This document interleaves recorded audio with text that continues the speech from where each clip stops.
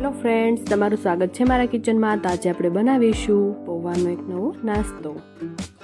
નાસ્તામાં આજે આપણે પૌવાના ભજીયા બનાવીશું। જો તમે હજી સુધી અમારી ચેનલને સબસ્ક્રાઇબ ન કર્યું તો સબસ્ક્રાઇબ કરો અને આવા જ નવા વિડીયોની રેસીપી માટે તમે બેલ આઇકન બટનને પ્રેસ કરો। તો ચાલો બનાવીએ। તેના માટે મેં અહીંયા 1 કપ જેટલા પૌવાને સારી રીતે ધોઈને કોરા કરીને લીધેલા છે। હવે એક વાસણમાં તે નાખી દઈશું અને તેને સારી રીતે મસળી લઈશું। તો પૌવાને પહેલા આપણે આ રીતે મસળી લેવાના કે જેથી આપણે મસાલો બનાવીએ ત્યારે પૌવા છૂટા છૂટા ન રહે અને એકદમ એકરસ એવા થઈ જાય। તો આ રીતે આપણે પહેલા લોટ બાંધીએ એ રીતે આપણે પૌવાને મસળી લેવાના અને પૌવામાં વધારે પાણી ન રહી જાય એનું ધ્યાન રાખીશું। તો આ રીતે મસળી લઈને હવે આપણે બીજા બધા મસાલા નાખીશું। તો તેના માટે મેં અહીંયા 2 મીડિયમ બટેટાને આ રીતે ખમણીને લીધેલા છે અને એક નાનું ગાજર એને પણ ખમણીને લીધેલું છે, તે પણ નાખી દઈશું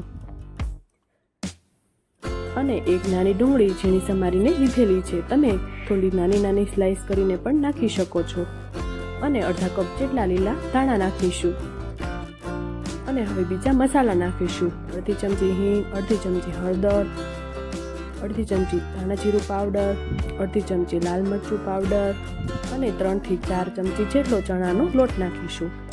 ચણાનો લોટ આપણે બાઇન્ડિંગ માટે નાખીશું કે જેથી બધું જ સારી રીતે મિક્સ થઈ જાય અને આપણો લોટ પણ એકદમ તૈયાર થઈ જાય। તો આ રીતે બધા જ મસાલાને સારી રીતે મિક્સ કરીશું।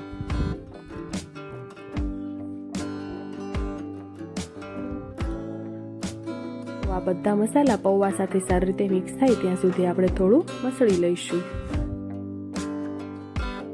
આ ભજીયા ખાવામાં એકદમ ટેસ્ટી અને ક્રિસ્પી અને કુરકુરા એવા બને છે।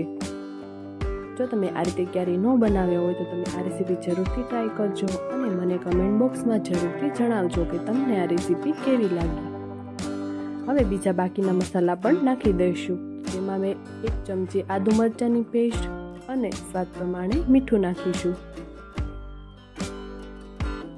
અને અડધા લીંબુનો રસ નાખીશું અને તેને પણ સારી રીતે મિક્સ કરીશું।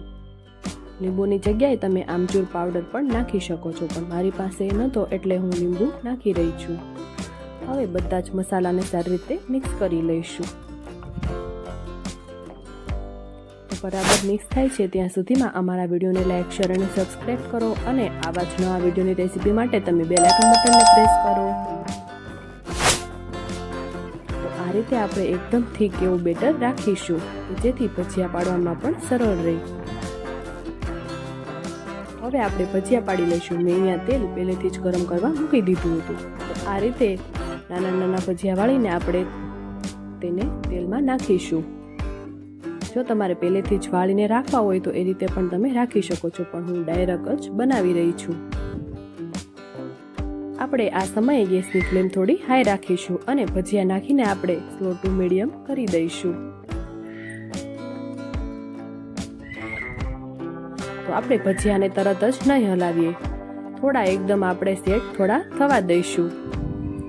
જો તમે તરત હલાવશો તો બધું જ એકદમ છૂટું છૂટું થઈ જશે અને ભજીયા પણ તમારા બરાબર નહીં થાય, એટલે આપણે થોડી વાર માટે થવા દેવાના। તો 2 થી 3 મિનિટ થઈ ગઈ છે, હજી થોડી વાર થવા દઈશું। એકદમ ક્રિસ્પી એવા થાય ત્યાં સુધી આપણે થવા દઈશું। તો તમે જોઈ શકો છો એકદમ બ્રાઉન કલરના ભજીયા તૈયાર છે। હવે તેને સોસ સાથે એક પ્લેટમાં સર્વ કરીશું। તૈયાર છે પૌવાનો નવો નાસ્તો કે પૌવાના ભજીયા।